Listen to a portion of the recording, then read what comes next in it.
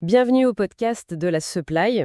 Aujourd'hui, on se penche sur un sujet qui nous concerne vraiment tous, l'état des chaînes d'approvisionnement mondiaux en ce début d'année 2026. On est, on peut le dire, dans une ère d'instabilité permanente. Oui, où les cartes géopolitiques sont rebattues presque en direct. Exactement. Et pour y voir plus clair, on a une source de premier ordre, la 7e édition du baromètre des risques supply chain de Kiyu. C'est du solide, hein. C'est une étude menée avec des partenaires comme Ars et Métiers, France Supply Chain. Et l'Emera et l'association belge Belrim aussi. C'est du très sérieux. Tout à fait. Et pour bien comprendre où on va, je pense qu'il faut se souvenir d'où on vient. 2025, ça a été l'année où tout le monde a compris que le fameux retour à la normale d'après-pandémie, il n'aurait jamais lieu. La grande désillusion. C'est ça. Les entreprises européennes, elles ont dû intégrer une nouvelle réalité. Des coûts volatiles, des flux de marchandises de plus en plus contraints et une exposition à des risques multiples. Les chaînes logistiques, qui pendant 30 ans ont été conçues pour optimiser les coûts et rien d'autre, se sont retrouvées très démunies. C'est clair. Donc l'objectif aujourd'hui, c'est de décortiquer ce qui nous attend pour 2026, de mettre le doigt sur les principaux risques et puis surtout de voir comment les entreprises essayent de s'adapter. C'est cette fameuse quête d'un nouvel équilibre dont parle le baromètre.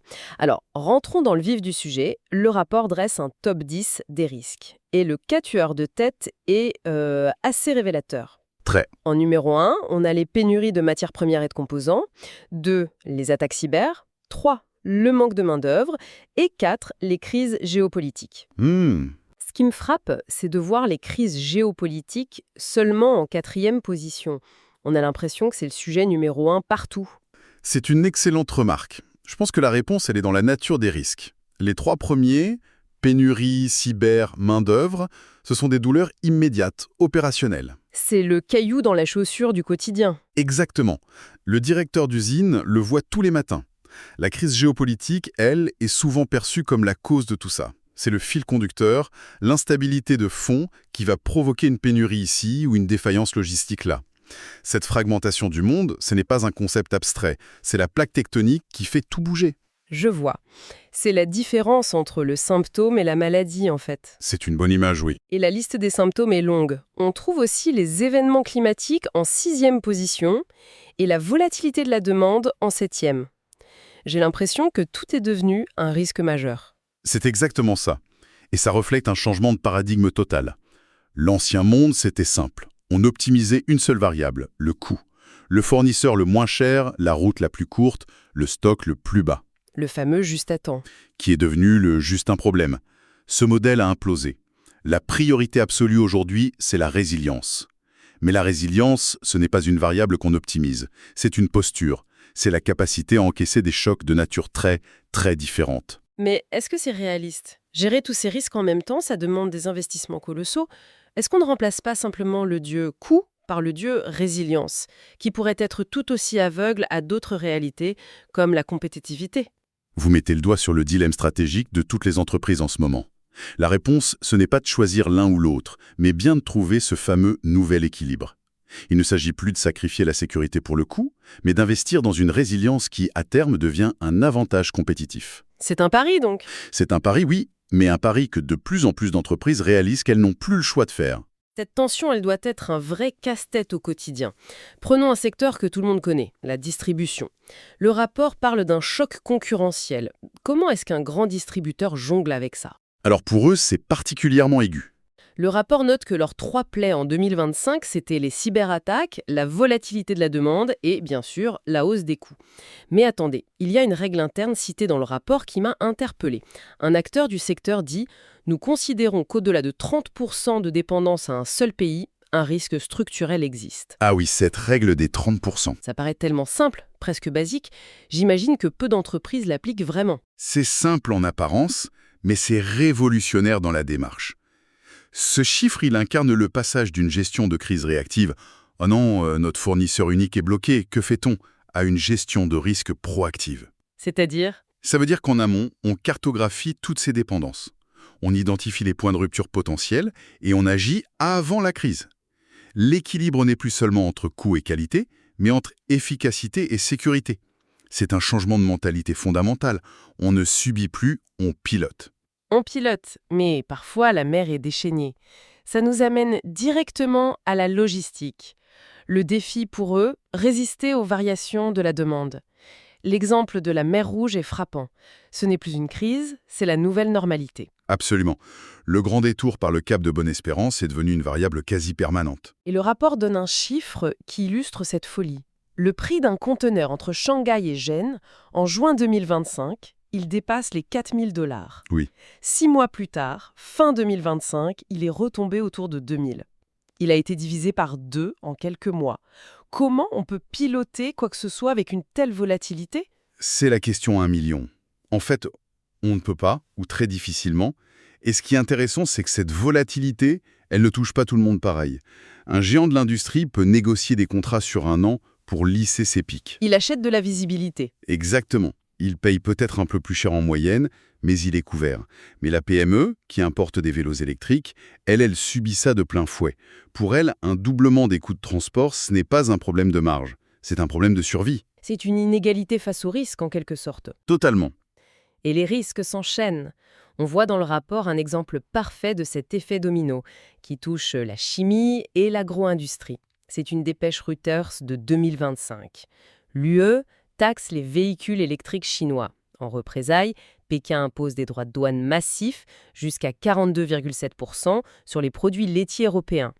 Quel est le rapport entre une voiture et un yaourt? Le rapport, c'est la géopolitique. C'est l'illustration parfaite de la fragmentation du monde. Le commerce est devenu une arme. C'est ça. Une décision prise à Bruxelles pour l'automobile a un impact direct, dévastateur, sur un éleveur laitier en Normandie. Et il ne faut pas sous-estimer l'importance de ces secteurs.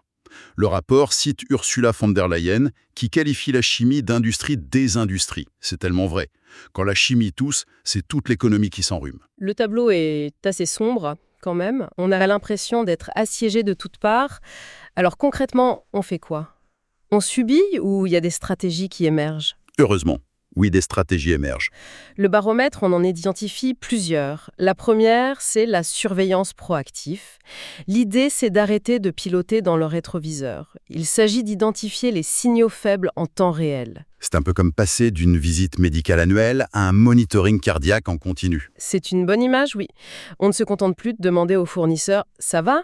On met en place des indicateurs pour anticiper les problèmes. C'est ça. La deuxième piste qui va avec, c'est la collaboration renforcée. Fini le temps où chacun gérait sa survie dans son coin. On parle de coordonner les plans de continuité d'activité, les fameux PCA, avec ses fournisseurs stratégiques. C'est la reconnaissance que la chaîne est aussi solide que son maillon le plus faible. Ma résilience dépend de celle de mon fournisseur, donc j'ai tout intérêt à l'aider, à partager des infos avec lui. Et enfin, la troisième grande tendance, c'est l'automatisation. Et là, il y a un chiffre qui donne de vertige. L'exemple de Sonepar. Ah oui, Sonepar. Le distributeur de matériel électrique, il vise une automatisation de 85 à 90% de leur chaîne logistique européenne d'ici 2 ans. C'est colossal. C'est absolument colossal et c'est une réponse à la pénurie de main-d'œuvre, bien sûr. Mais pas seulement, j'imagine. Non, pas seulement. C'est aussi une réponse aux besoins d'agilité et de fiabilité. Un entrepôt automatisé, ça fonctionne 24 heures sur 24, ça fait moins d'erreurs, ça absorbe les pics de demande.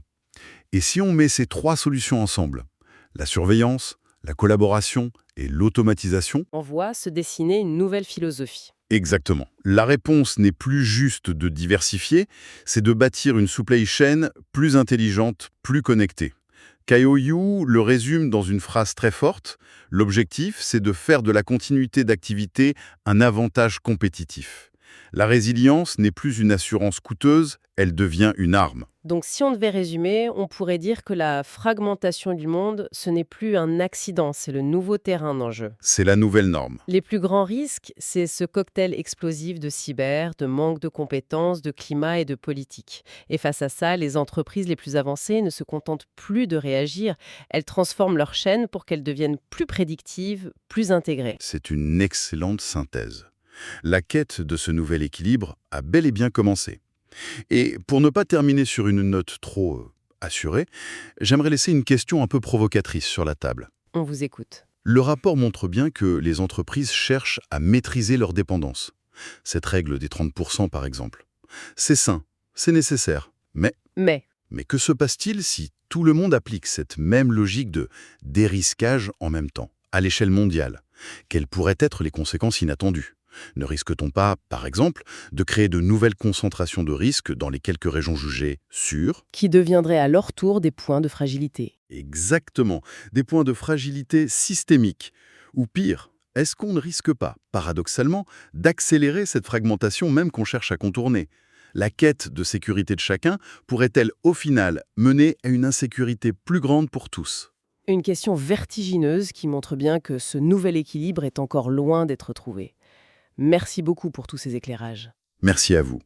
Et merci de nous avoir écoutés.